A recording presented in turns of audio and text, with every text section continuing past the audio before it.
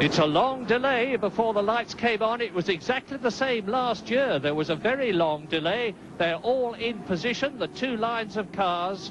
26 starters, 13 to a side on the staggered grid, and still the red light has not come on.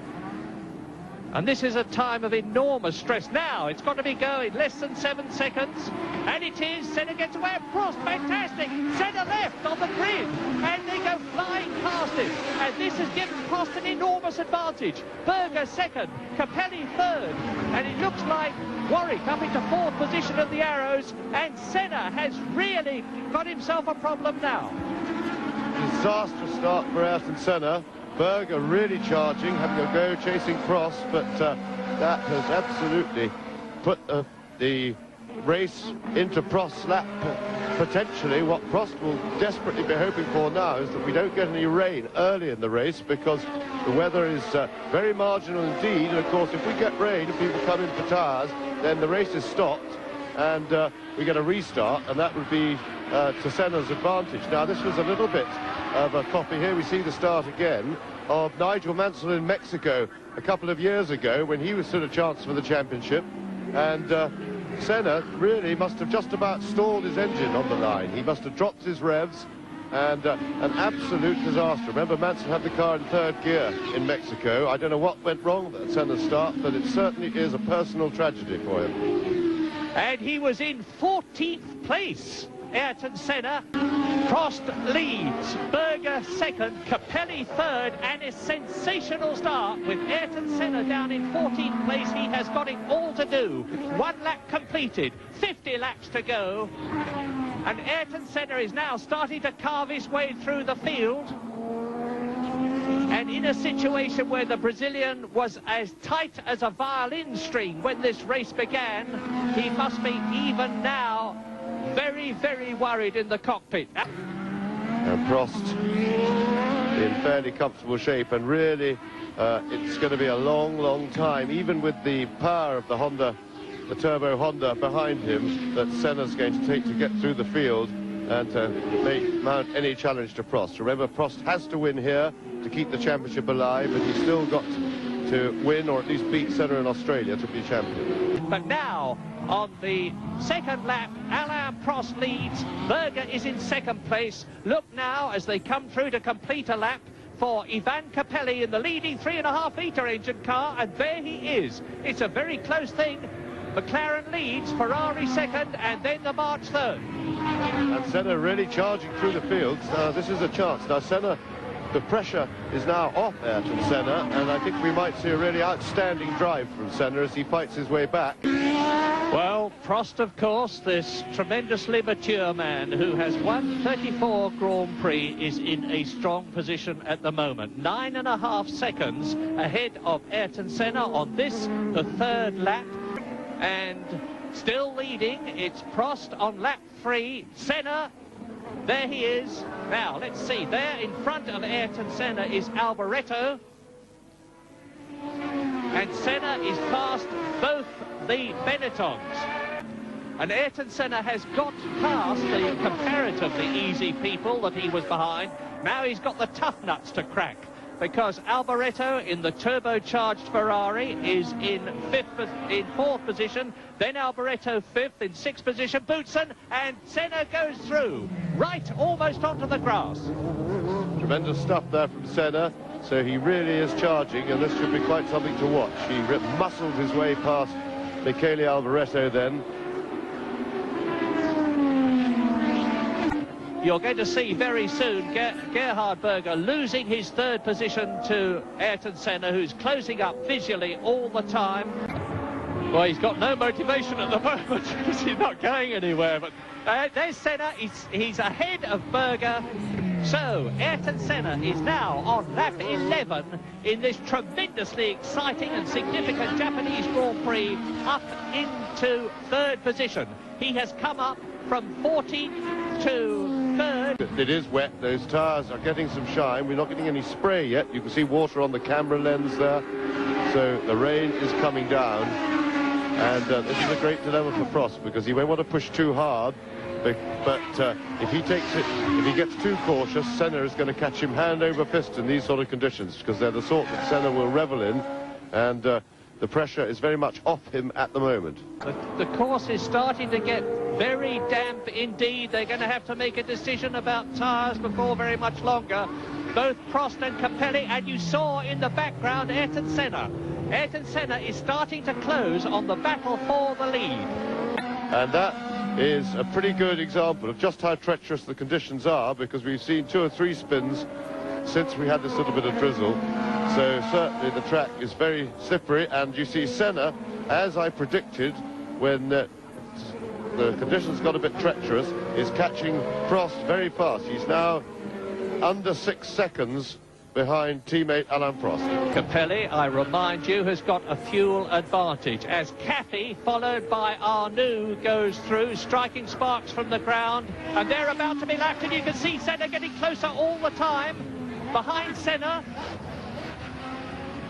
is Boutsen. Boutsen is catching Senna. And Senna has done very well indeed out of the traffic.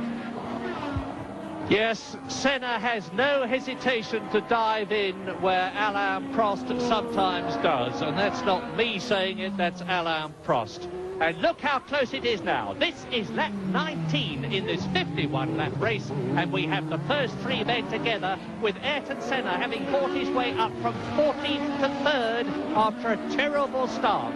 Senna did a 1:51 on his previous lap, and that's only about 4 seconds off a full dry pace. So that will please Alain Prost. It's definitely to his advantage. And Senna is ahead of Capelli now. So the 2 McLarens are leading the race on lap 20, and right up behind Prost there could be a change for the lead. Now, let's have a look, see. No, Capelli has obviously got a mechanical problem. He slowed right up, and a sad moment for Capelli, and so the 2 McLarens can now do battle. Yeah, it looks as if he bumped his elbow a bit there, which happens when you bounce around in the cockpit, but hopefully nothing more than a little bit of bruising. And here is a potential problem for Prost. He's in amongst the traffic, and he didn't manage to get past then, and this is a potential opportunity for Senna, who Prost will be quite glad isn't quite close enough at the moment, and hopefully Prost can power away, but Senna is getting there, and this is a serious problem moment potentially for Alain Prost. He's going to have to punch that boost button. Senna is getting close to him, and Senna is going to challenge for the lead. So Prost will have to go up the inside of Senna. Ayrton Senna has got the lead. And that was exactly as we predicted as a possible situation. The traffic definitely held Alain Prost up, and Prost will be pretty upset. Yeah, the man in front of Alain Prost was the dreaded Andrea de Cesaris. I'm not accusing him of deliberately getting in the way. I'm sure he didn't. But nevertheless, he was in the way. And once again, we had the situation where Ayrton Senna is prepared to put his courage in both hands, go for it, and dive through. And he did. Look, here's a replay of it.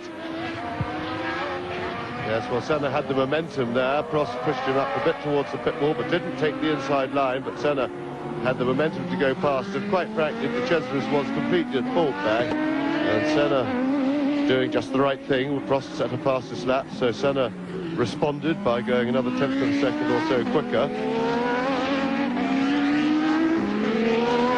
And I have to say that Senna at the moment looks very much in charge of this race. He seems to be able to do anything that Prost can do and then do it a bit better. Well, it looks as though we are going to see a new world champion. Ayrton Senna looks as though he is coming home. He's now on his 46th lap to win his 8th Grand Prix of 1987. That would be an incredible achievement, which would be yet another record for the McLaren team and McLaren drivers. The most Grand Prix that have been won in any season so far is 7, and Senna looks as though he's going to make it 8 and a new record. And McLaren and Senna and Prost have already broken just about every record in the book. and there are some drops of rain, but I suspect that will favour Senna rather than Prost. And Ayrton Senna, who I remind you has magnificently driven up from 14th place into the lead in Japan. A superb drive, and let us remember, as Ayrton Senna starts now very shortly the 51st and last lap of the race, let us remember that Ivan Capelli drove an absolutely superb race for lap after lap, finally clawed his way past Alain Prost momentarily to take the lead, only to lose it very quickly indeed. That Ayrton Senna then came up, picking off driver after driver to take the lead on the 27th lap. This is now the last lap. The gap has increased, there is no doubt at all, with a 12-second gap between himself and Alain Prost, and only about 1.5 miles to go as they go round the reverse side of the pits soon to do the crossover underneath the bridge into the last half lap, and Ayrton Senna is going to have, there he goes, into a very famous victory. Yes, indeed, and really a truly fabulous way to win the World Championship. We are looking, short of a very late act of God or problem with scrutineering, we're looking at the new world champion, and Senna certainly won it in grand style because he had to fight all the way. He made a bad mistake at the start, but what he did after that was worthy, truly worthy of a new world champion, in that he drove through the field, he outdrove Alain Prost on the day, he handled treacherous conditions when we had drizzle a couple of times during the race, which made it very difficult, and we saw how difficult it was with a lot of other cars spinning off, and this is certainly well deserved. Ayrton Senna has beaten Alain Prost fair and square over the season, but Alain Prost behaved like the true champion that he is in putting up a truly wonderful fight for the championship and made Senna work every inch of the way and show his class. So a great achievement. Ayrton Senna, the new world champion. Ayrton Senna crosses the line, and you can see his exultation. He knows he is the world champion of 1987. Both hands off the wheel.